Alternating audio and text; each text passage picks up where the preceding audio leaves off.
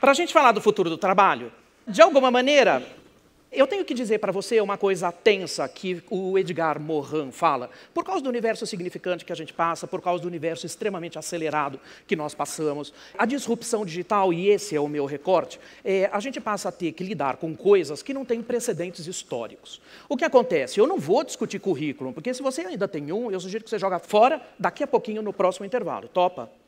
Porque não interessa saber o que você fez para trás, quando o universo, ele conspira de uma maneira diferente. Então, a questão do tempo, que é a hipermodernidade, a questão tensa do tempo, é que o novo universo ele é levado pelo tempo hoje. O antigo universo destilava o tempo. Então, a pegada é completamente diferente do que a gente tem hoje.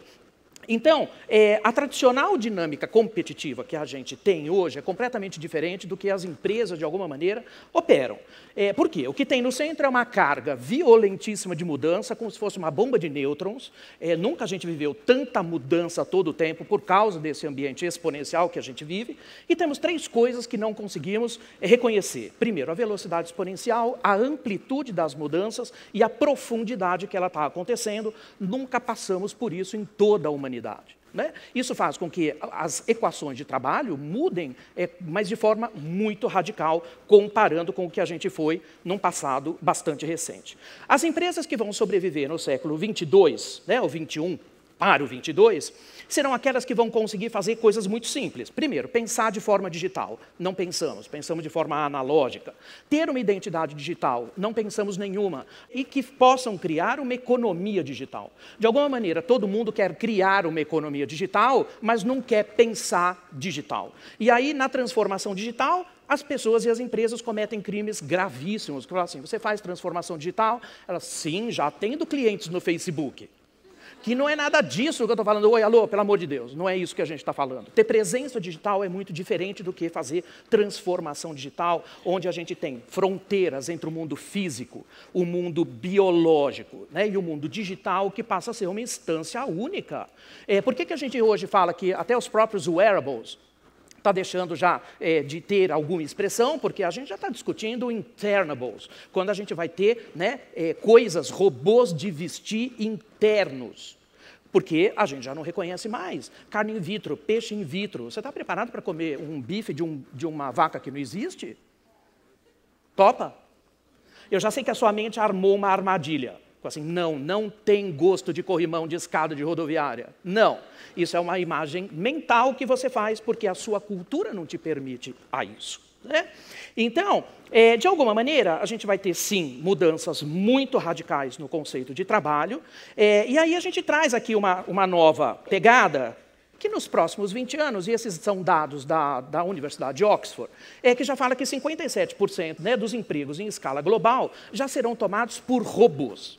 Aí você fala assim, os robôs vão tomar o meu cargo, vão tomar a minha frente de trabalho? Olha, se você estiver fazendo trabalho repetitivo, eu sugiro que você passe a pensar a partir de agora.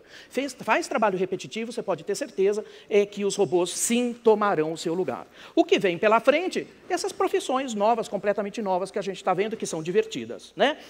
Psicólogo de robôs, topa? Sim, porque eles vão enlouquecer. Primeiro, eles vão enlouquecer a gente. Segundo, que a gente já soube que os bots do Facebook, há pouco tempo, enlouqueceram. Eles começaram a falar uma língua que só eles entendem, uma língua não humana. E, olha, eu vou começar a correr até 2032, porque disso eu tenho medo. Mas, é verdade, é uma loucura isso. Então, psicólogo de robôs, quando a gente fala assim de fazendeiros urbanos, os nostalgistas. Por que o nostalgista? Porque a gente tem duas fronteiras. Quanto mais o universo for tech, mais touch seremos. Quanto mais tecnologia aportada tivermos, mais humanos seremos. E isso é um grande paradoxo, porque a gente acha que a gente vai ficar igual aos robôs. Não vamos. A gente vai ter até tempo para poder viver. Esse tempo de viver, você sabe viver? Eu, Dudu, vivi Dodô, que alguém aqui saiba viver. A gente faz tudo errado, a gente confunde emprego com trabalho, confunde tudo isso com a nossa vida, e quando você perde o emprego, perde a vida junto. Gente, tem alguma coisa muito errada com a gente. Não, com vocês, eu já sarei disso. Então, os nostalgistas vão pensar no passado que nos acalenta, no passado que traz a visão humana, do cheiro da terra molhada da chuva, da canequinha de ágata, do bolo da vovó. Alguma identificação? né? Cozinhar para os amigos, usar tempero orgânico, não é isso? Esse é o lado touch do nosso mundo tech. De alguma maneira, nós vamos ter aqui também, vamos ter mudanças, sim, muito radicais no conceito de emprego. Então, qual é a grande frase aqui? Né? Se você não conseguir ser disruptivo, você pode ter certeza que alguém será por você. O que é fazer disrupção? É transformar tudo que você fez até agora em algo completamente obsoleto, a começar por você. Se você não conseguir fazer o que a gente chama de auto-hacking, porque no meio de tudo isso tem você no centro. Se você não conseguir fazer auto-hacking, que é transformar você mesmo em algo obsoleto, você não consegue dar esse salto para frente. Ok? Não consegue. A gente precisa muito menos resiliência, precisamos muito mais plasticidade, conceito de GPS, que as pessoas se perdem nisso, errou, bateu na parede, recalcula a rota, né? Errou o caminho, recalcula a rota, a gente se perde para saber quem foi, por que foi, quando foi. Para! Isso não adianta mais, a gente não olha mais isso. Errar faz parte do aprender, né? Então erre rápido, erre barato e aprenda o dobro com tudo isso, né?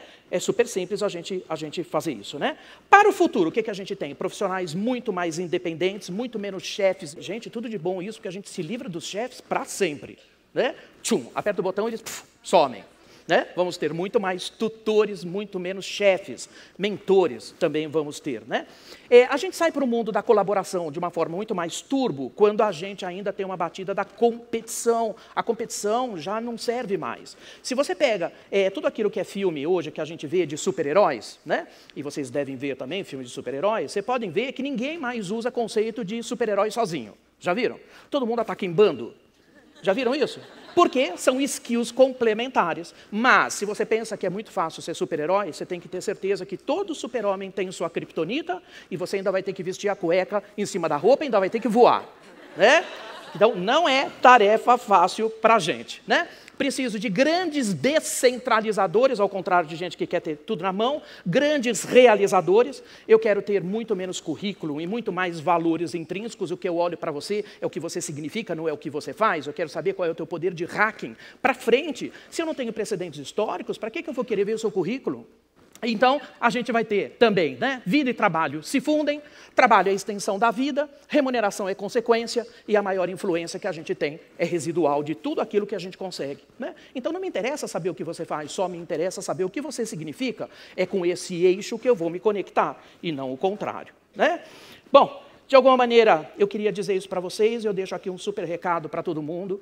Cuidado com essa coisa do mundo tech, mundo tech, mundo tech, porque a gente pensa que, de alguma maneira, a gente vai se ressignificar sempre pelo mundo tech, porque é muito legal, é apaixonante. Se você está disposto a viver 500 anos, que é isso que o Ray Kurzweil, que é o vice-presidente de inovações do Google, e que também tem sob ele também o Google Ventures, a gente vai ter que saber que a fusão homem-máquina cada vez mais vai estar presente entre nós. Né? Isso está marcado para 2045, foi antecipado para 2039. E se você gosta desse novo mundo, vem com a gente. Mas não esqueça que o lado humano é muitíssimo mais importante que o lado tech. Tech é meio, vem e vão todo o tempo. Mas as conexões humanas, não. Mas como eu sei que você tem medo de ir para esse novo universo, eu vou usar uma frase do Campbell, que eu adoro, né, Joseph Campbell, que ele fala o seguinte, o tesouro que você busca está sempre na caverna que você tem medo de entrar. Né? Então, você vai ter que decidir de uma vez por todas, se você vai atrás do teu sonho, se você vai ser aquilo que você sempre quis, se você está fazendo concessões na sua vida de trabalho, você tem que repensar, é isso? E se tem alguém aqui ainda que trabalha porque tem que pagar a conta, olha, eu trouxe uma metralhadora ali, eu vou botar todo mundo no paredão, tudo bem? Porque hoje a gente trabalha com prazer, a gente trabalha, né, com tesão naquilo que faz, tá bom? Então eu deixo aqui o recado, obrigado pela companhia de vocês, né? E como bom humano, o que eu desejo para vocês, saúde e paz. Okay? Obrigado. Tá?